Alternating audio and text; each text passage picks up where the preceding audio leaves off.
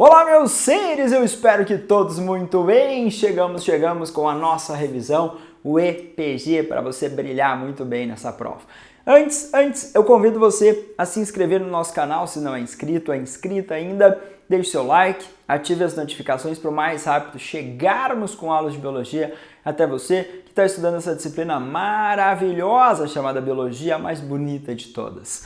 O EPG com assuntos bem pertinentes e específicos e eu espero estar ajudando você. Também peço, se você quiser assistir mais aulas focadas na EPG, tenho revisões anteriores e processo seriado, PSS1, PSS2, PSS3, faz uma maratona só, assiste aí, que você vai brilhar em biologia na prova da UEPG. Não esquece, inscreva-se, like, notificações, se tiver dúvida, mande aí que eu respondo você o mais rápido possível.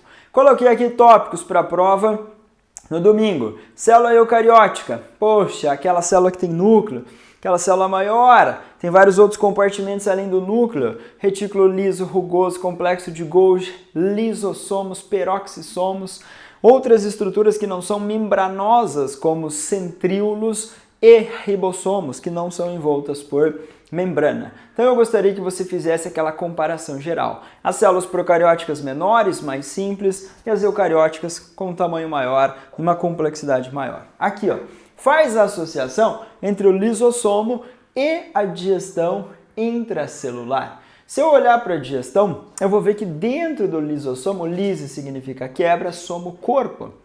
Os lisossomos são bolsinhas assim, vesículas assim. Na membrana do lisossomo tem uma bomba, uma proteína que transporta hidrogênio e vai concentrando hidrogênio, vai concentrando aqui dentro. E aqui dentro nós temos um pH próximo a 5.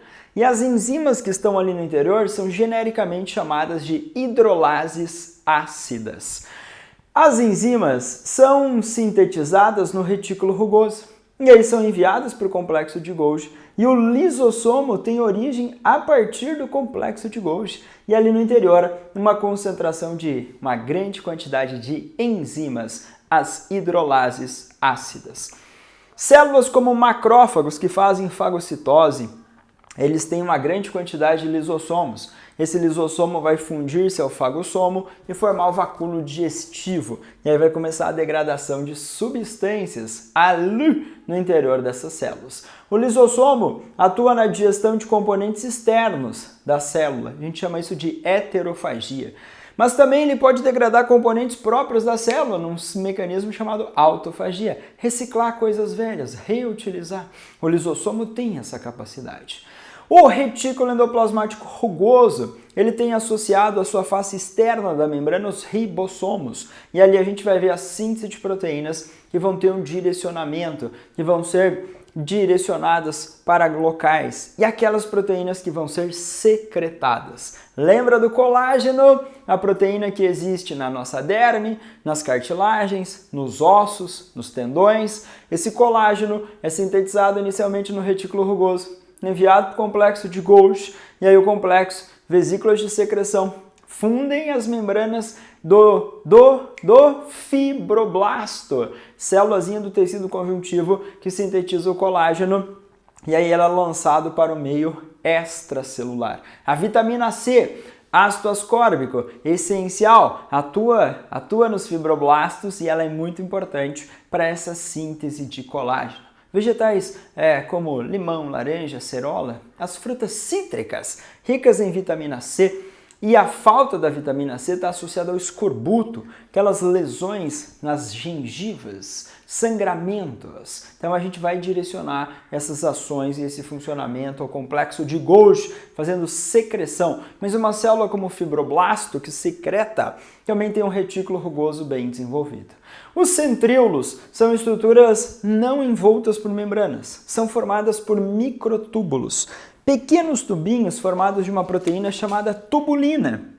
E esses centríolos, eles são importantes para organizar a formação de cílios, flagelos, o fuso mitótico ou acromático, aquele conjunto de filamentos que se prende na região do cinetócoro, lá no centrômero do cromossomo, para daí fazer a separação ou dos cromossomos homólogos na anáfase ou da meiose, ou das cromátides irmãs, na anáfase 2 da meiose ou na anáfase da mitose.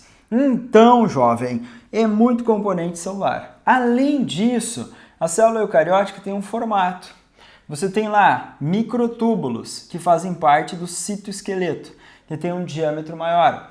Filamentos intermediários, como os filamentos de queratina, que dão uma resistência à tração. E os mais fininhos, que são os microfilamentos ou filamentos de actina, que fazem a movimentação das células e ficam mais próximos à região da membrana plasmática.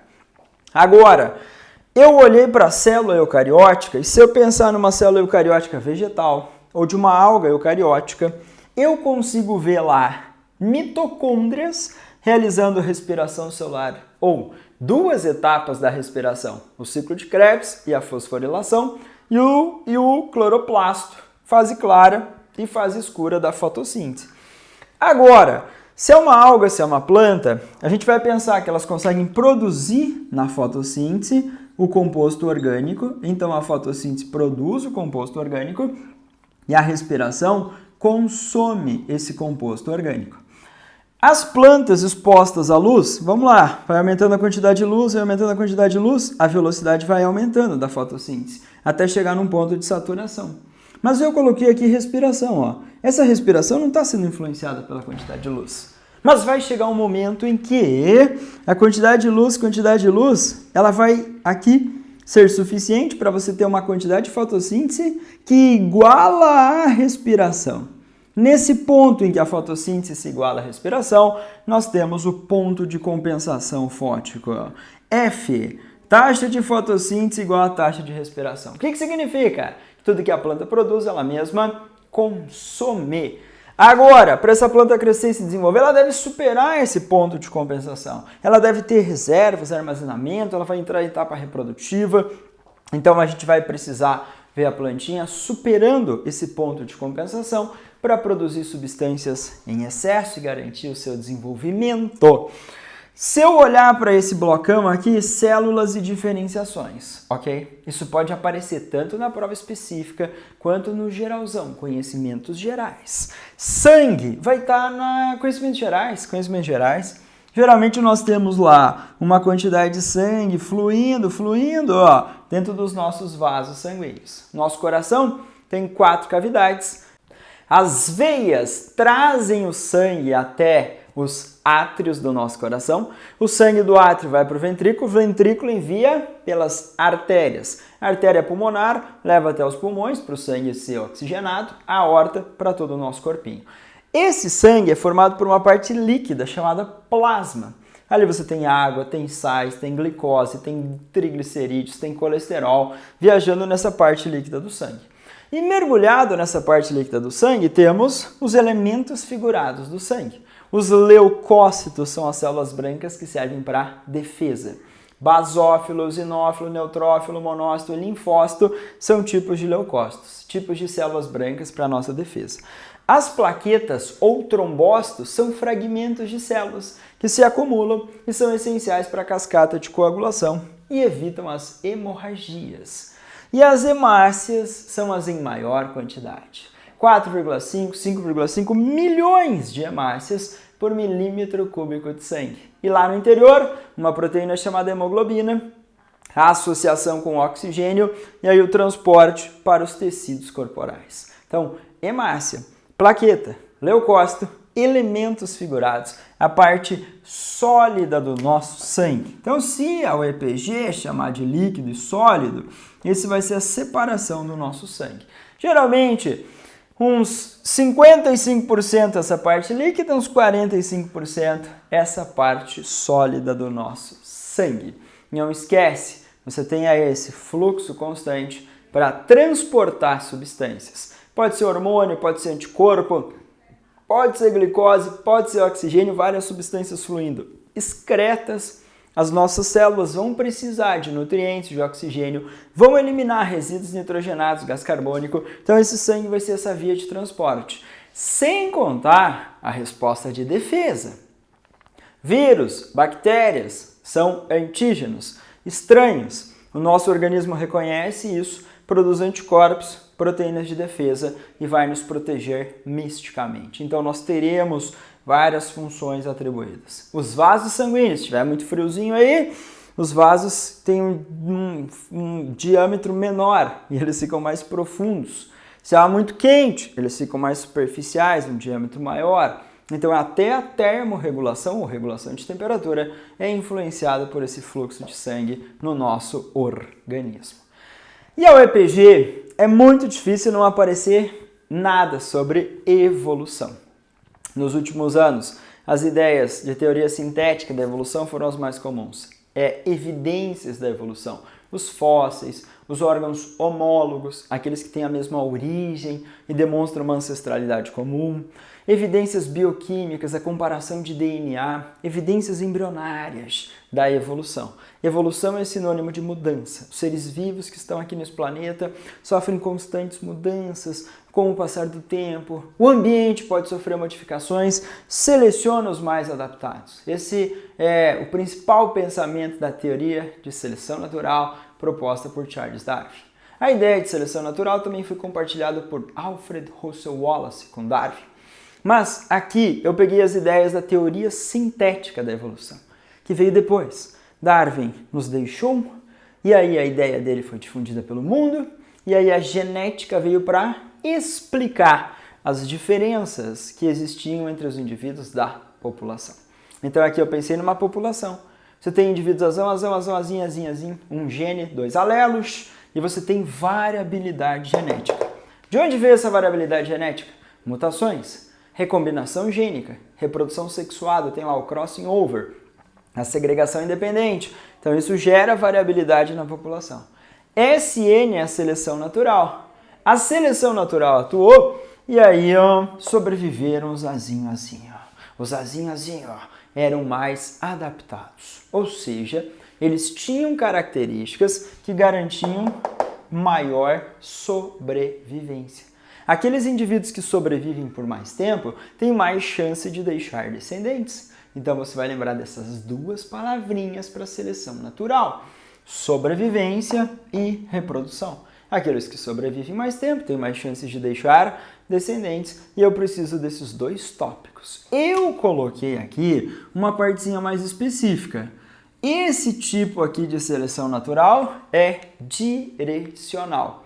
Aquele que você seleciona um fenótipo / genótipo extremo. Então você tinha esses genótipos e aí você selecionou um deles. Aquela historinha. As bactérias são procariotos e elas são sensíveis a antibióticos. Lancei o antibiótico onde tinham as bactérias, eliminei as não resistentes, sobreviveram as resistentes, um tipo de seleção chamada direcional. Existe uma seleção chamada estabilizadora. Aí a estabilizadora ia selecionar esse genótipo do meio, ia selecionar o genótipo heterozigótico ou intermediário. E existe a seleção natural disruptiva ou diversificadora. Ela ia selecionar os 2 extremos, azão e o azinho. Essa seleção disruptiva ou diversificadora, ela é bastante comum quando você vai vendo aquele processo chamado especiação. Então tinha uma população que estava no ambiente, de repente nesse ambiente formou-se um rio, separou as populações no lado A do rio, lado B do rio. Com o tempo eles foram sofrendo mutações, seleção natural, depois o rio secou e eles se encontram. E aí esses indivíduos se encontram, mas eles não cruzam. Ou se cruzam, não geram descendentes férteis. Então ali você teve uma especiação, chamada de alopátrica, teve a separação da população, depois o reencontro e eles não geraram descendentes férteis. Então foi instalado o isolamento reprodutivo. Nós temos ali uma interrupção no fluxo gênico, a capacidade desses indivíduos da população cruzarem e deixarem descendentes férteis. Então não esquece, para ocorrer especiação, é essencial o isolamento reprodutivo. A historinha que eu contei para você teve um isolamento geográfico, formou um rio, separou as populações e aí depois eles acumularam diferenças e formaram espécies distintas ou diferentes, ok? Então cuidado com esse tópico evolução para vocês. Botânica, a mãe de todas as biologias, zoologia junto com botânica, que vocês alunos adoram estudar, botânica e zoo. Quando nós estudamos botânica, ano passado a prova do EPG cobrou flor, angiosperma, colocou um ciclo, vai que ela vai para os grupos mais diferentinhos. Na primeira fase, ela citou lá a raiz que você consome. Eu coloquei aqui maçã, morango, abacaxi são pseudofrutas. Lembra daquela história? Ah, eu vou comprar um legume. Legume é um tipo de fruto. Aquele que tem a vagem e as sementinhas dentro. No amendoim, na soja, no feijão. Então, o legume especificamente é um tipo de fruto. Seco, deiscente, que abre para dispersar sementes. Essas estruturas aqui são chamadas de pseudofrutos. Surgiram de estruturas que não eram o ovário ou um único ovário de uma única flor. Então você tem o abacaxi, que é uma infrutescência, que veio de uma inflorescência. É pseudofruto. Lembre de pseudofruto ou falso fruto. Ok, isso eu acho. Mas eu comi um melão.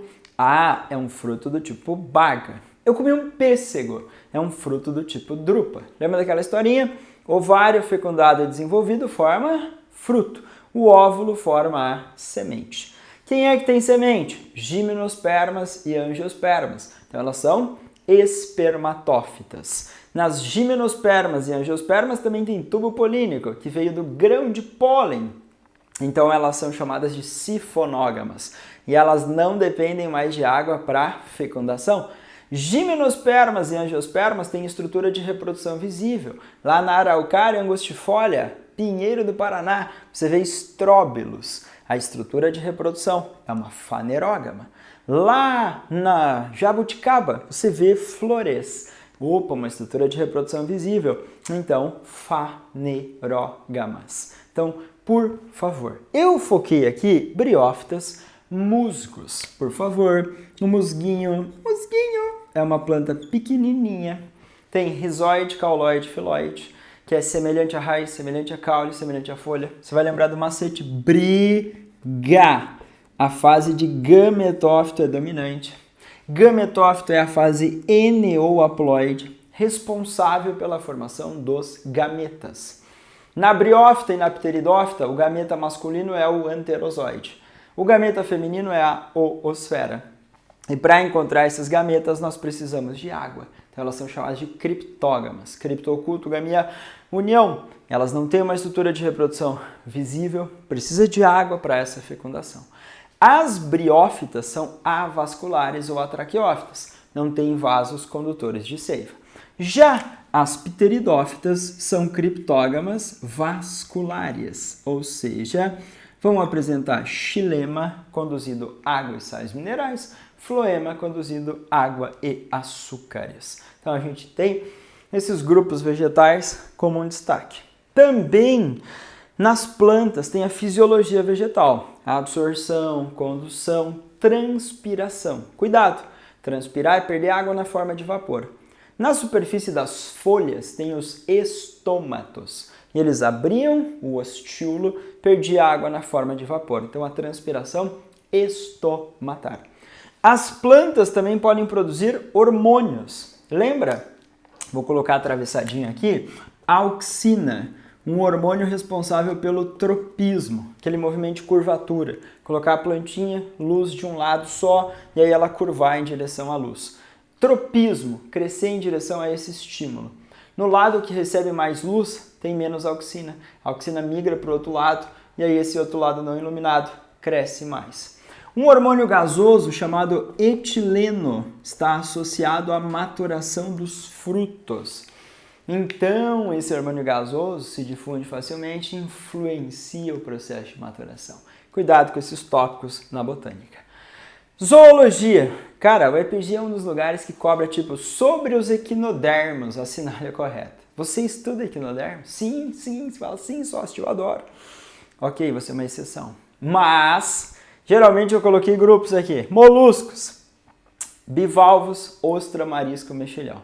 Cefalópodes, polvo, lula. Gastrópode, lesma, caracol. Nunca vi lugar para gostar tanto de molusca. Ok, esses animais são triblásticos, celomados, protostômios. Esses animaizinhos têm uma importância ecológica, uma importância econômica, a gente pode consumir eles na alimentação. E você pode encontrar rádula, que é uma língua raspadora dos alimentos. Mas não são todos os moluscos. Os bivalvos não apresentam essa estrutura. Bivalvos são ostras, mariscos, mexilhões, que são animaizinhos filtradores. Então não vale para todo mundo. Molusco tem circulação aberta, mas também fechada. Nos cefalópodes, polvo e lula, você tem uma circulação fechada, o sangue fluindo dentro de vaso, coração bombeando esse sangue, numa velocidade nos animais mais ativos. Então, características marcantes nesses animais de corpo mole. Vertebrados, répteis, mamíferos. Destaquei esses dois. No mundo dos répteis, muitas inovações, como características, a pele muito queratinizada, uma conquista definitiva do ambiente terrestre, excretar ácido úrico para economizar água, botar um ovo chamado de ovo amniótico, que é o ovo que tem aqueles anexos embrionários, saco vitelínico, córion, amnion, alantoide. O amnion armazena o líquido, e esse líquido protege contra a desidratação, contra choques mecânicos, permite ou facilita a movimentação, lubrificação. E os répteis inovaram botando esse ovo. Então foi uma conquista muito importante para a vida no ambiente terrestre, os ovos amnióticos. O saco vitelínico faz nutrição. Alantoide armazena excreta, faz troca gasosa. Então, anexos embrionários com as suas funções ou finalidades. Os mamíferos também podem botar ovo. Tem aquele mamífero monotremado ou prototério, como o ornitorrinco, que faz a postura de ovos. Temos mamíferos metatérios ou marsupiais, como os cangurus. E temos os eutérios ou placentários, que aí tem útero, placenta bem desenvolvido e são a maioria dos mamíferos. Eu, você, as baleias, os morcegos, as capivaras, são mamíferos placentários ou eutérios. Além disso, a gente vai pensar em comparação. Répteis e mamíferos respiram por pulmões. A excreção é por rins metanéfrons, só que os répteis excretam o resíduo ácido úrico e os mamíferos a ureia. Os mamíferos têm pelos queratinizados. Os répteis têm escamas queratinizadas, casco nas tartarugas, plastrão no ventre com muita queratina. Então essa queratina vai impermeabilizando a pele. Os répteis podem ter 3 ou 4 cavidades no coração. Eu, você, mamífero, 4 cavidades no coração. 2 átrios e 2 ventrículos. Nós, mamíferos, temos diafragma, o músculozinho que separa para cima tórax, para baixo abdômen. Nós, mamíferos, temos hemácias anucleadas. Então a gente teve uma especialização, eliminação desse núcleo, grande quantidade de hemoglobina, eficiência em transporte de oxigênio. E eu pensei em parte da fisiologia dos humanos, sistema digestório e respiratório. Claro que você vai lembrar, digestão do amido inicia na boca pela ação da amilase salivar ou pitialina, pH entre 6 e 7. Digestão de proteínas inicia-se no estômago pela ação da pepsina. Digestão de lipídios, enzima lipase produzida no pâncreas, liberado no intestino delgado. Então, calma. Passagem do alimento, boca, depois faringe, esôfago, estômago, intestino delgado e intestino grosso.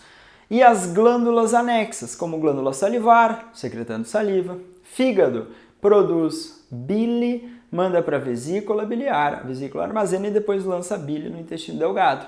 A bile emulsifica os lipídios. A bile não tem enzimas digestivas, mas o pâncreas libera o suco pancreático e aí você tem lá a lipase, você tem lá a amilase, você tem lá a tripsina, quimiotripsina e aí uma digestão de proteínas, carboidratos, lipídios pela ação do suco pancreático. É produzido no pâncreas, liberado lá no duodeno, primeira porção do intestino delgado. O ar entra pelo nariz, pela boca, principalmente pelo nariz, para você umedecer, aquecer e filtrar esse ar. A faringe é um canal comum aos dois sistemas, tanto ao sistema digestório quanto ao respiratório. Passou pela faringe, laringe, pregas vocais. Estruturas na laringe, como as pregas vocais. Passou traqueia, brônquios, bronquíolos penduradinhos alvéolos pulmonares e no alvéolo local da hematose. Infelizmente no Paraná, óbito por causa de coqueluche, uma doença causada por uma bactéria.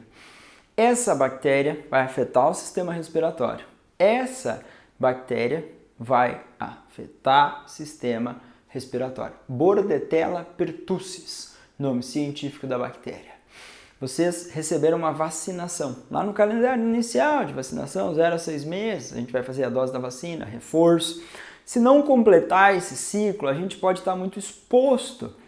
Se tiver mutações, variabilidade nas bactérias ou em outros micro-organismos como vírus, aí as vacinas podem perder a sua eficácia, porque nós temos novas variantes, novas linhagens. E aí, isso nos preocupa muito. Então, existe uma vacina preventiva de difteria, coqueluche, tétano, tríplice bacteriana para proteção contra a coqueluche. Transmissão, tosse, espirro, secreção nasal, oral. Mas, por favor, cuidado com doenças causadas por bactérias. Difteria, coqueluche, tétano, tuberculose. Que mais? Sífilis, gonorreia, leptospirose, cólera, enchentes, desequilíbrio ambiental, água, contato, e aí a gente pode ter doenças bacterianas que são extremamente agressivas. Então, cuidado também com essa associação. Genética. Na genética, o EPG geralmente põe um cruzamentinho, uma interpretação para você. Eu fui para a teoria de novo. Eu acredito muito na teoria. Você vai falar por quê, Soaste?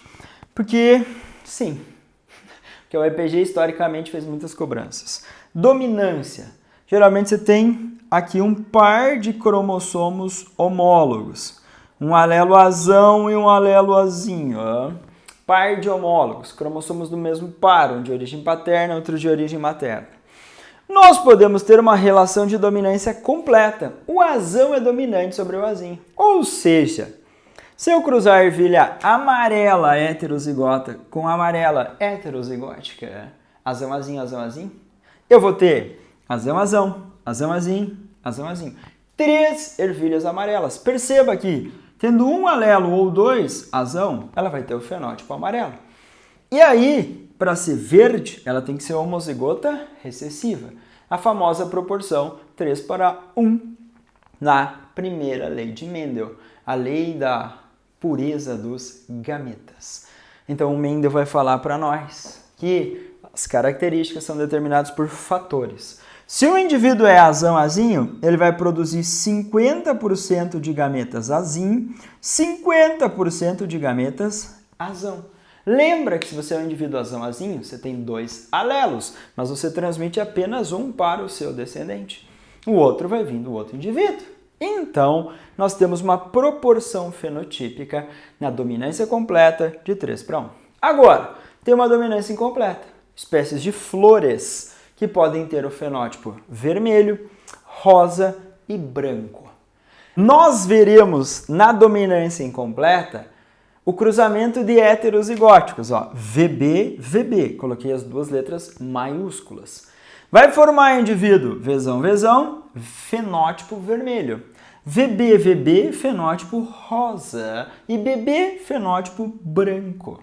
Então, nesse indivíduo aqui, homozigoto, você tem vermelho. Aqui, você tem um fenótipo intermediário. Então, essa herança, dominância incompleta, ela pode aparecer como uma variação na proporção fenotípica do 3:1 de Mendel. Por quê? Se você cruzar 2 indivíduos hétero, você esperaria 3:1. Aqui vai ficar 1:2:1. Então, vai modificar esse pensamento da proporção inicial da primeira lei de Mendel. Na primeira lei, eu estava analisando apenas uma característica, cor da ervilha. Ah, mas daí ele fez a segunda lei, Soaste. Ele colocou cor e forma. Então, azão, azinho, cruzado com azão, azinho, bezão, bezinho. O azão para cor, o bezão para forma. Então, você analisava 2 características. Então, você pode analisar, o Mendel analisou até 7 características. Então, a gente vai pensar nessa aqui como uma comparação geral. Na genética, os heredigramas, a interpretação. os quadrados e os círculos. Interpretei o heredograma. Quadradinho. A é uma herança autossômica recessiva. Se a prova falar num albinismo da vida, o que é albinismo? É uma herança autossômica recessiva. O que significa isso? Significa que os genes estão em cromossomos autossômicos, comuns aos dois sexos biológicos. Recessiva, você precisa das duas versões não funcionais. Então, um casal, azão, azinho, azão, azinho. Teve uma menina albina. Mamãe manda um azinho, papai um azinho. Então, mamãe e papai não são afetados pela herança autossômica recessiva, mas tem um descendente afetado. Então, esse é o genótipo azão-azinho, azão-azinho. Fenótipo normais, ou seja, não afetados pelo albinismo. Agora, genótipo azinho-azinho, fenótipo albino, no caso albina, porque círculo representa sexo biológico feminino. Então, você tem análise de genótipos e fenótipos. Albinismo, herança autossômica recessiva. Você precisa das duas versões, dos dois alelos, para esse indivíduo manifestar. Para encerrar, blocão ecologia. Na ecologia, vocês têm cadeias e teias alimentares. Produtor, consumidor primário, secundário, sei que vocês dominam.